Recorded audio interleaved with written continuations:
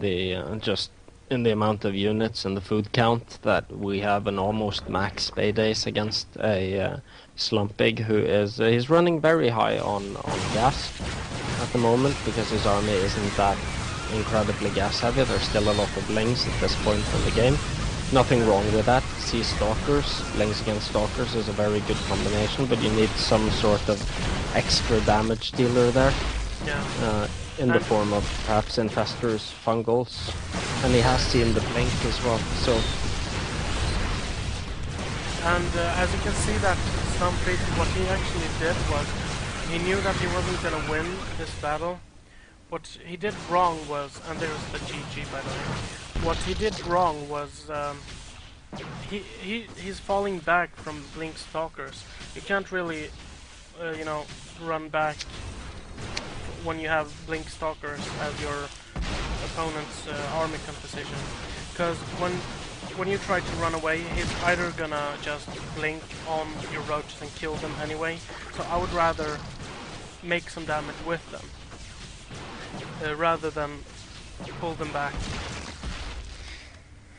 But yeah, I agree. All in all, I'm actually all in all, I have to say though, as long as these players aren't pressured in any way, their builds are pretty good. I mean, we have to remember that these are silver. Slampig is silver, and so is SpadeAce.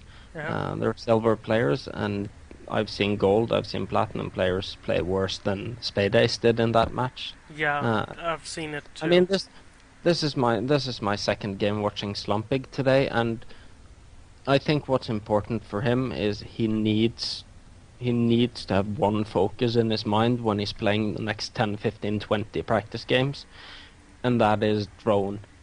I mean, and not care about the fact that he could lose. It's a practice game. Some cases you win, some you lose. It doesn't matter. Yeah. Same thing with the ladder, to say it like that. If he tries it on the ladder and just drone up and drone up and drone up, and if he can try to set himself a goal, saying I will have the minimum amounts of units needed until I have my third and 70 drones, he will start winning a lot of matches. Yeah, I totally agree with you on that. But I just want to say something, you know, before, so I can just leave this game. Slampig actually expanded close to the Zalnaga. I don't blame people for doing that, but I kinda blame the Zerg a little bit, because expanding to the Zalnaga it's a bit harder to defense, because the area isn't open. There's a incredibly annoying choke between the Zalnaga and the base almost. For a Zerg, it's a lot better to take the natural expansion to your close position expansion that used to be where sometimes you spawn before. Yeah, I know. I mean, the main thing for Zerg doing that is if you want to play a game where you get that fast third, you get your third queen out pretty early, and you start creeping your way over to the natural of the close ground spawn position and try to take that base. I completely agree. Whereas for both Protoss and Terran, I think taking the closer one gives them a much better opportunity of keeping that safe. So I agree 100%. As a Zerg, you should be able to creep up, because as a Zerg you will want your fourth base. There are so many Protoss and Terran timings that rely on 3 bases or 2 bases, and getting to endgame, where Zerg perhaps needs 4 or 5 bases to get to those endgame units.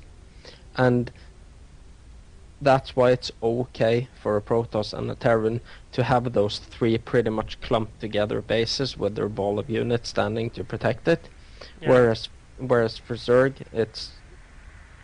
you need that 4th base as well, and it's so much safer to take an early 3rd there and start protecting that with spine crawlers, and it also makes the close ground spawning position available for a very easy 4th hatchery. Yeah, exactly. And also, you could flank, if he goes to kill your 3rd base, you could just flank him with Zerglings. Yeah, exactly. So all in all, I agree with everything you said there. Yeah. But I'm impressed for Silver. Yeah, that's players. incredibly nice. However, That's SpadeAce, fair I I really like the macro style he did. Really like that he did so fast probes and so many probes. Actually, he had like 114 or 117, something like that. It was a bit overkill, but against a Zerg that might actually just work. It might work perfectly, but he needs a lot more gateways, as you mentioned earlier. However, if he does this kind of, if he drones up this, probe up this much against a Terran, it's gonna be extremely hard to win. Because a game versus Terran for a Protoss, you really need to kill his army before he kills your, what should I say, your Death Ball. You really need to have as much units as you can versus a Terran army, because it won't work. Smaller armies against Terran is almost like poking with a toothpick against a bear.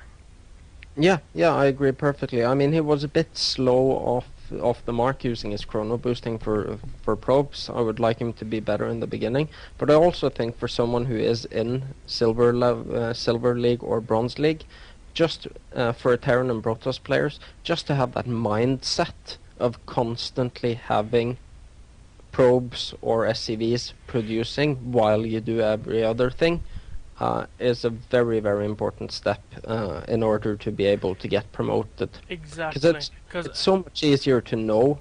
If you know you perfectly do it, so you know at 14 minutes you can stop because you have the right amount. Yeah, and also you have to take in mind, have in mind that if you do constantly probes and pylons or SCVs and supply depots, constantly make that, eventually you will learn from your experience that at this time of it will automatically be enough. You will notice when it's enough probes or enough SCVs. It will also, if you, for example, for SCVs, if you constantly make SCVs, it will be also easier for you to constantly make Marines and Marauders and tanks from the factories and medivacs from the starport, because it's kind of the same macro style. Yeah. But so yeah. No, I thought all in all, very good game. It's the drone count that eventually kills Slampig off, Yeah. and that's what